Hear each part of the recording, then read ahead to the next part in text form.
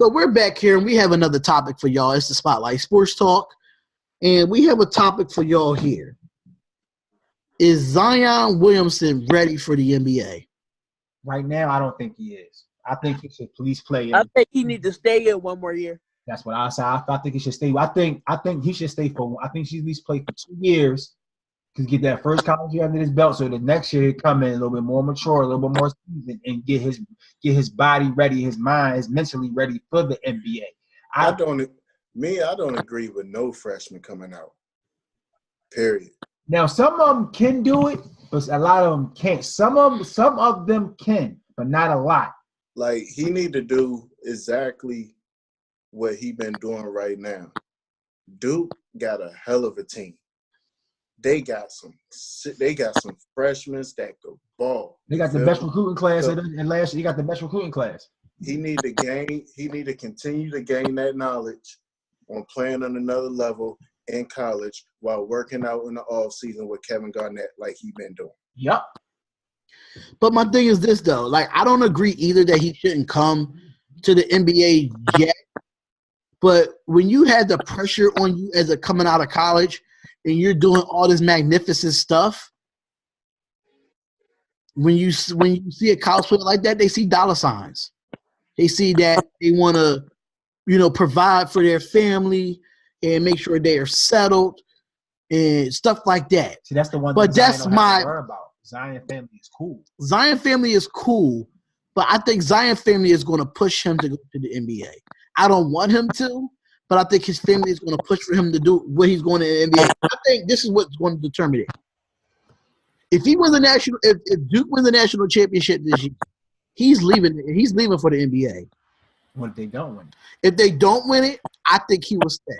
But the only way he will stay if everybody else stays, that the people that he came in with. And I believe they all should stay. I think they all should stay as well. RJ Barrett not going to stay. That's because they so highly on him in the NBA. He's not going to stay. That's going to be the reason Zion leaves, because of RJ Barrett. Watch. And I feel like if he goes to the NBA, Zion's going to be a lost soul in the NBA. Nobody going to know who he is. Hold up. If he comes out. But if he comes out, you're going to remember him for being a great college basketball player. But in a highlight reel. I feel like the people that's mentoring him, I feel like they're the ones that's gonna convince him to stay. I think I kind of agree with that. I mean, the people that are mentoring him, but his family see the potential in him. They're gonna want him to go pro. The pressure really comes from the family and not really the mentors. It comes from the family. See, I think most kids that's in college, that family don't really got too much. That's more forced. But Zion Williams' family got money. They not broke. So it's not really a pressure for him to really get that money. I'm not saying pressure for him to get that money, but they're pressuring him to go pro. Yeah, I'm saying the NBA gonna be there. That's why I'm saying that's why I say more kids' family that ain't really got too much or go pro a little bit faster. But Zion, that's why I'm hoping Zion don't go pro that fast, because his family don't really need the money. But they so don't get me wrong. Every kid in college want to make it to the NBA, or every kid in college football want to make it to the NFL. It don't happen for everybody.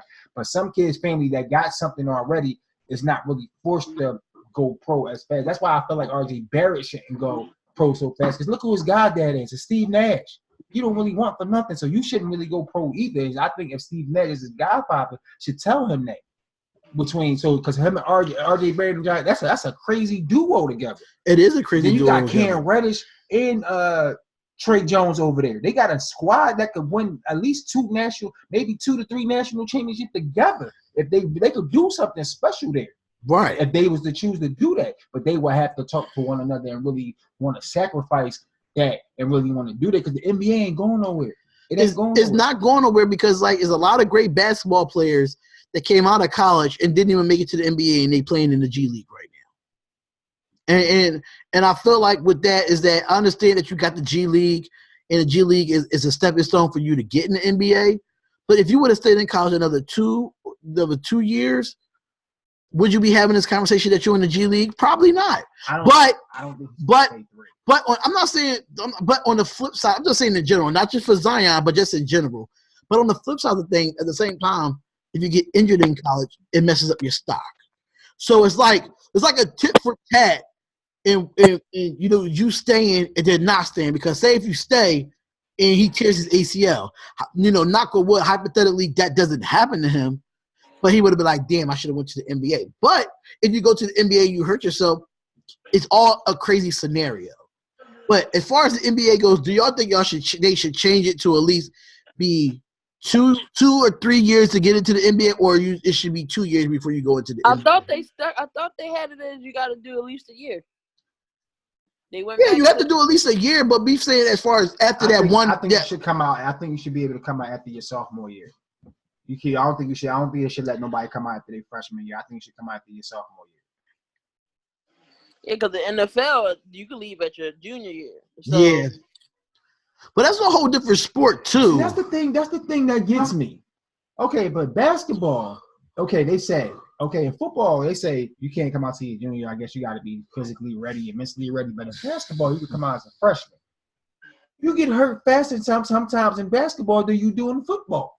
So you telling me all these people going to say that at one point they was letting kids come out of high school to play basketball. Okay, cool. It's not much of a contact as football is, but why can't a freshman that's having a crazy career out of college football can't come out? Why is that?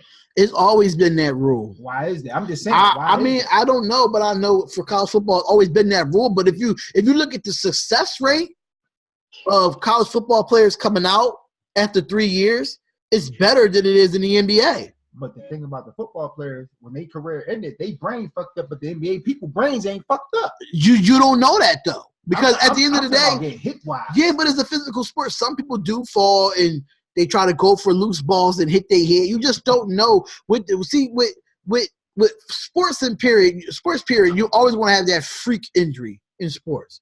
Baseball, basketball, whatever. You always want to have that freak injury. Everybody goes through the concussion protocol now, even though NBA doesn't get it as much as football. But every sport does get they all get that concussion protocol. Even if they chasing after a loose ball and they hit their head on like a chair or something, they got to go through that concussion protocol. You get what I'm saying? So, did you really just turn the game on while we live right now? So right now, Duke and Indiana is playing right now. Just to let you know. Duke is up 7. It's to 17%. So yeah, but at the end of the day, I just feel like. I say they should have that option if they want to come out their sophomore year and stay for their junior year and come out their junior. I think it should be an option of that, because I think about it, you're playing college basketball. At the end of the day, the word is college. Right.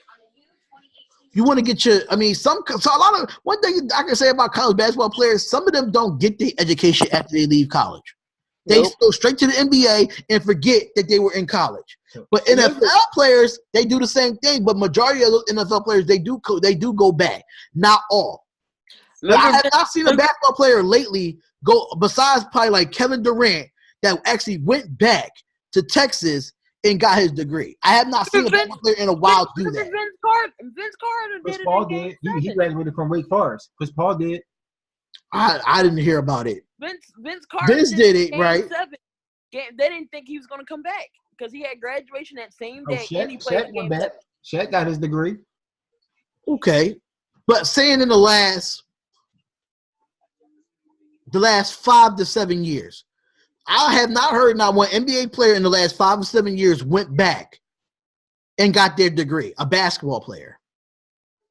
I'm saying I haven't heard it. I don't know if y'all heard it, but I haven't heard it. But as far as Zion go, he should stay another year. He's great for college basketball. He's going to be crazy in the tournament. He's going to have college basketball ratings up every year he stays. If he stays 2 years, he's going to have college. This off his name, he's going to have ratings. He's a must-see like he's one of them. How Dick Vitale say he's a must-see person to play. He's a diaper dander, whatever he'd be awesome, baby, with a capital A. Yeah, all that. He's one of them people like he's just one of them players that people want to see. He even has NBA players like shouting him out. Like when you got and Kevin Durant was like, damn, I ain't seen nobody like this in a long time. When you got Kevin Durant and LeBron James telling you this, that's the pressure that's going to make him want to come to the NBA. Like that's the situation that's pushing him towards that. But that's what I'm saying. Mindset from what I've certain interviews I've heard from him, and from last interview I think I heard somebody's interview. He's like, "Well, are you ready for the NBA?" He was like, at that time I think right before he went to Duke, he was like, "I don't think I'm ready yet." And I was kind of happy that he said that. And I hope he at least stays at Duke for at least 2 to 3 years. I believe within a 3-year span he could get a championship out of it. I believe. For real though, like he should stay just because. I mean, look what college he in. The man playing with Duke. I don't think he's gonna stay. See, most Duke players But with the most successful coach ever. Yeah, well, one I like Duke. I like Duke. Him and Pat Summitt. And Krzyzewski finally passed Pat Summitt. Finally. Well, God bless her soul. That's what. Well, look, see Vivian Stringer finally in the ranks up there with them too. So Yeah, Vivian Stringer is really good though. Don't count her out. Yeah, we can't count her out either. Oh, we can't. Years to come, Dawn Staley gonna be one of them coaches. Oh yeah. Years to come, she gonna be one of them coaches. Absolutely. With South Carolina, yeah. Gino ain't got nothing to prove. Gino don't have nothing to prove. Listen, He got. I just hope he don't win another. He got like 100 championships. I hope he just don't. I hope he don't win a national championship this year. I just hope He not. got to go on another run, but that streak is broken. You know how many runs they didn't win on? They done won on like 5 or 6 of them already. Like winning 50, 60 we games talking in a about row. 300 something games though. That streak is broke. Yeah, but how many other teams can really pull that off? Nobody. Yeah, but this is my other thing too, though. People, no. This is my thing too. Since we're talking about that, right? Since we're talking about women's college basketball, right? Oh, they say that just because it's women's college basketball, the streak doesn't mean nothing. If that was in men's, it would mean more. That's not true because they beat the women's record. Yes, that's in the record book. If you look at social media, right? They don't give 2 craps about the WNBA. They don't give 2 craps about women's college basketball. Which the last couple years, the women's college basketball has been more entertaining than men's college basketball. Half them people that say, they don't give a crap, don't even know one WNBA player on at least one team. They don't know. I bet you they can't even tell you I bet you certain people can't even tell you where Della Don went, what college she went to. Delaware. I bet you people can't even tell you that. I know a lot of people can't even tell you that. They can't say who. I bet you people can't even tell you where Tamika Catchings went. Don't say nothing. I guess Tamika Catchings is one of the oldest players in the league. I bet you people still don't know where she went. And she went to one of the best best colleges in the world when it comes to women's basketball. That is a fact. You're talking about Tamika Catchings. Oh, yeah. TU, baby. TU. All day. Rebecca Lobo. You know what I'm still mad over? What I'm still mad over? That Breonna Stewart went to the Olympics over Candace Parker.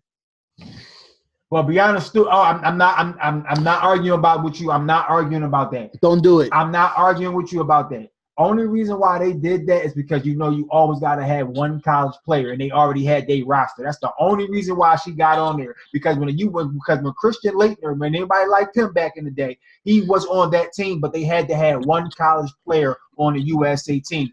Candace Parker should have already been on that team because she was already in the WNBA. Thank you. She should have. I was asked about that. That's the only reason why the girl got on, because she was the college player. They got to have one college player on the team. It's always like that. Even on what game was I playing?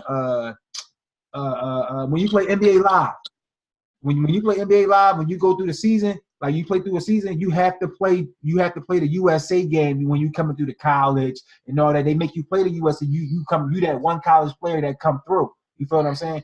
I need to play live just because I want to see how the girls is on that game. Not 2K, but live with Embiid on the cover. So as far as the Zion thing, we're done with the Zion topic since we went over to the college basketball in general, or women's college basketball in general. Dante haven't spoke on it yet. I'm still waiting for his thoughts on it. Man, I don't think he watched women's college basketball. I'm not. I'm just sitting here watching this money go up, man. I'm chasing this 10 stacks. But are you even part of? What do you feel about this topic though? Like, cause there's a lot going on here. Tell you the truth, I wasn't even paying attention to the topic. It was more about it was college basketball, but we were saying how I feel like women's college basketball is just as important as men's college basketball. One thing I can say is women's sports, period, including college basketball, deserves just as much as respect as men's sports. Yeah, most definitely. Just as much as respect as men's sports. Because some of the most exciting events that happen in women's sports outdoes the men's. Look at the women's soccer team. You know? Looking when UConn went on their streak. You know what I'm saying? And remember the game-winning shot from the short girl from Mississippi State? Yep. You know? So, and I remember the first time Brittany Griner dunked in college basketball. Well, she wasn't the first. I'm not saying the first, but she did it in like the most recent years. I remember when Lisa Leslie was the first to do it. Yeah, Lisa Leslie. Then Kansas was, and then it was Brittany Griner. But let Dante keep going, man. You know, let him keep talking. He chasing draft keep right now. So like when they basically try to degrade women's sports like that, like to me, I just think that's bullshit because they deserve just as much respect as men's sports. You know what I'm saying? They put in the work. You know what I'm saying? When WNBA came out, I remember when that joint came out. You know, they had to get it from the rough. You know what I'm saying? They had to get it from the rough. You know, they went from 15 people showing up to a stadium, you know, to almost packing it, you know. So the only thing WNBA needs to do now is have more expansion teams. Yeah, they need more teams. It's just that I just don't like what the NBA does with the WNBA because understanding that it's hard to do the WNBA and the NBA at the same time because of men's college basketball, and it's hard to find arenas around the NBA time. But just having a summer league, that's just too short of a season for me. And the playoffs be too short. Yeah, well, the playoffs they move from 3 to 5, so it's 5 games, but it's still a short season. I'm about to say that 3 games, that's not really giving no team really no chance because if you win the first game. Right, it went from 3 to 5, but I think as far as the WNBA teams, they just need to get more teams on there. But we're done here because he has to go. We talked about Zion Williamson. We talked about the NBA, women's college basketball. Comment, like, and subscribe to the channel. It is Spotlight Sports Talk, and we see y'all later. Be out of here.